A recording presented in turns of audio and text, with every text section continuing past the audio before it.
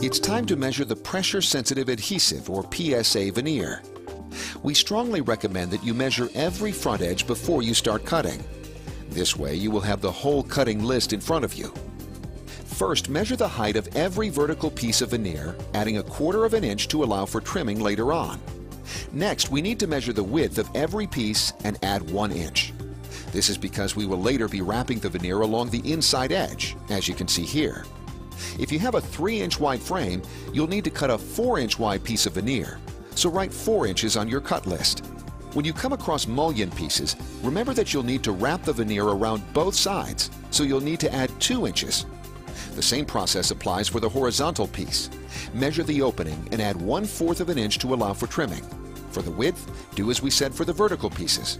If the width is 1 inch, add another inch, making your cut 2 inches. If you would like, you can use our veneering cut list included in the support section of this DVD. Start with the tallest piece and write down its height in the height column. Then write down the different width of each piece with that height and note the quantity of each. Do the same for the various remaining heights. Before the gluing process, a very quick sanding on the surface will eliminate imperfections. To reface the front edges, we use a PSA veneer. The adhesive from this veneer begins curing once pressure is applied. On the surface where the veneer will be applied, water-based contact cement is used as an additional bonding agent between the veneer and the cabinet. This bond will be stronger and longer lasting than a typical iron-on veneer. We recommend that you use a water-based contact cement as the fumes will be minimal, making your job safer. Before working with any contact cement, we encourage you to read the instructions on the product label. At this point, apply the contact cement as shown, starting with the vertical front edges.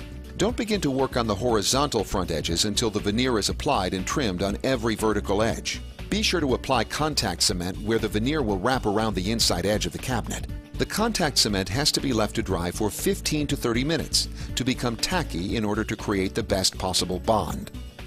You usually have a timeline of about 3 to 4 hours to apply your veneer, so take your time and do a good job. If you don't make it in this time frame, just reapply the contact cement. It is important to give 2 coats of contact cement on rough surfaces if you notice that the first coat has been absorbed quickly.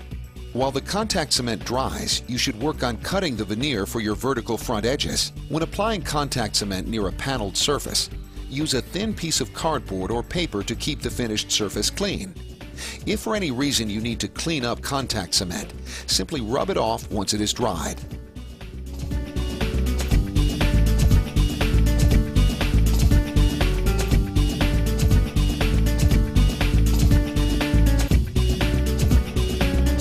Set up a work table to cut your veneer.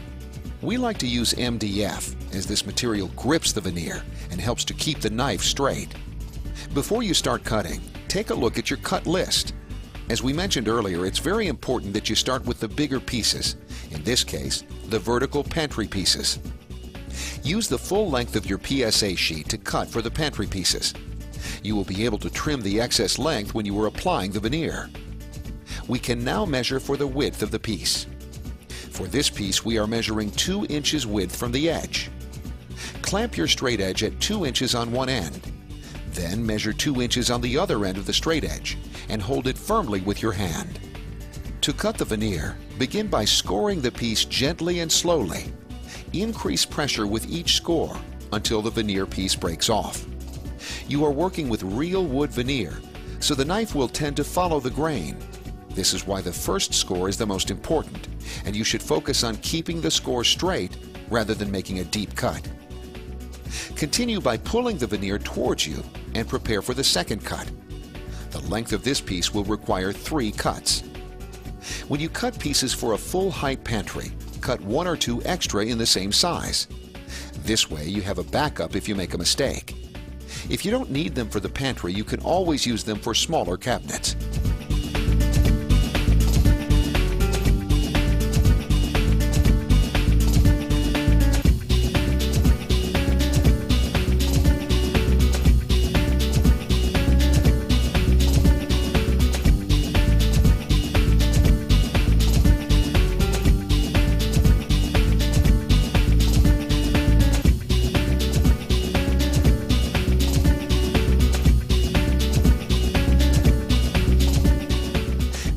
begin cutting smaller pieces, use your full-length sheet to cut the veneer for the spacer between the cabinets and the bulkhead. Once the pantry is done, it's time to cut the pieces for the upper and lower cabinets. We will do the same as before, measure and mark the full height and add extra to allow for trimming. In this case, we are adding 1 inch, but you can add whatever makes you feel comfortable. We usually cut 1/4 of an inch to 1/2 an inch extra. Score, fold, and break apart. When this is done, continue cutting the strips of veneer from largest to smallest. Don't forget the extra 1/4 of an inch we added earlier. Keep the pieces organized. Separate the upper cabinet strips from the lower cabinet strips.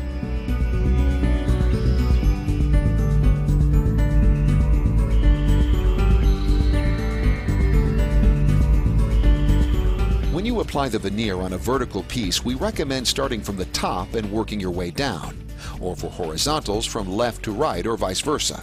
Never apply the veneer starting from the middle.